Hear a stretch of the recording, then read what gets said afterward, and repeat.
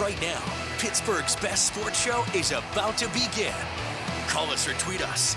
We've got things to talk about on the Ireland Contracting Nightly Sports Call, powered by FanDuel Sportsbook. All right, Ken, thanks very much. Good evening, everyone. Welcome inside the Fan Cave. We're always here talking sports with you, and we hope you call us tonight. All you have to do is dial the digits 412-575-2600. That's the Bordas & Bordas hotline. That will get you in touch with us. You can also tweet at KD Pomp, at the Pony Express, as we're here talking about big items. We got a busy night. Pony, I'll start with the news concerning Ben Roethlisberger. Didi Kinkabwala put out after Jerry Dulac said that it was a good meeting. Everything went well. Tonight, she pretty much, after talking to Ryan Tollner, says it's a done deal. It's just got to be worked out contractually. Your take? Well, I'm not over the moon about it. I'm not super excited. I was of the opinion that the Steelers needed to turn the page, Bob, and start to prepare for life without Ben Roethlisberger because, you know, with the way last season ended, embarrassed in the wild card round, I don't see how things get better with Ben Roethlisberger back and a watered-down version of the 2020 Steelers on the field in 2021. So, you know, that right there, face value, I'm not a fan. I'll be even less of a fan if we find out that Ben didn't take a pay cut. I mean, if it's still he's getting $19 million and the cap hits up around $23-24 million, Bob, I still think it's going to be very hard for the Steelers to put a competitive team on the field next year. I don't know, like, this is about what? Staying competitive, I guess? Yes. And not wanting to end the streak of non-losing seasons for Ben Roethlisberger and Mike Tomlin. You don't hang banners for that. You don't get Super Bowl rings for consecutive seasons going 8-8 or 9-7. I just think they feel they can do both. They can bring back Roethlisberger and hope they can fill some of the gaps they have, I think, in offensive line. I do think they'll draft heavy offensive line.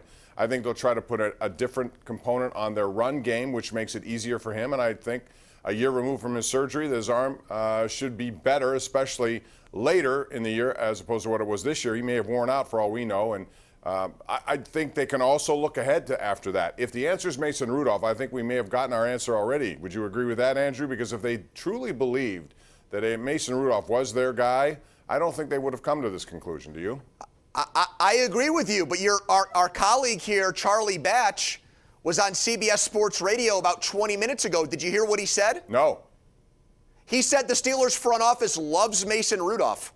Well, they got a funny way of showing it, don't they? I mean, if they love this guy, what are they waiting for? Very few quarterbacks in NFL history have had to wait this long and have turned into really good players. Very, very, very few. You can't name any. Aaron Rodgers didn't wait this long. You know, third-round picks that, celebrate, blow out the candles on their 26th birthday or whatever, usually don't turn into franchise quarterbacks, Bob. No, I so understand that's that. what I don't.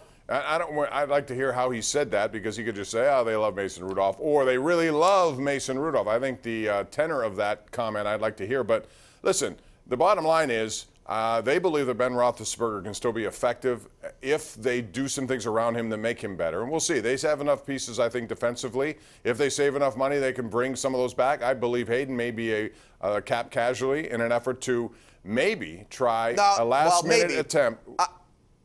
What? Well, I'm done with this. I've been. What is the old saying? Fool me once, shame on you. Fool me twice, shame on me. What if you're on fool me for the fifth time? I mean, how many times can we have a conversation about the Steelers' defense, Bob, where they put up great numbers for about 10 or 11 games, and then they collapse down the stretch? They do, and you're right. And that's what happened. So why would I think that's going to all of a sudden change in 2021? What I'm saying is in those two playoff games, they made a considerable amount of mistakes offensively. That's where it all started, and that's a big problem. It started in the Cleveland game that way. It started in the Jacksonville game 4 years ago. Anyway, if you're a big-time defense, it's when it's 4th and 2 and you punt the ball back to Cleveland and they got to go the length of the field, totally agree. You don't let them score a touchdown. I agree with that. But what I'm telling you is they believe they have the components in place to be a competitive team. And every year is a different year, and things may happen along the way that can help them. But do you believe that? I believe They they're might third. think that, but does I Bob told you believe this. that? I believe they're third in their division right now. That's what I believe.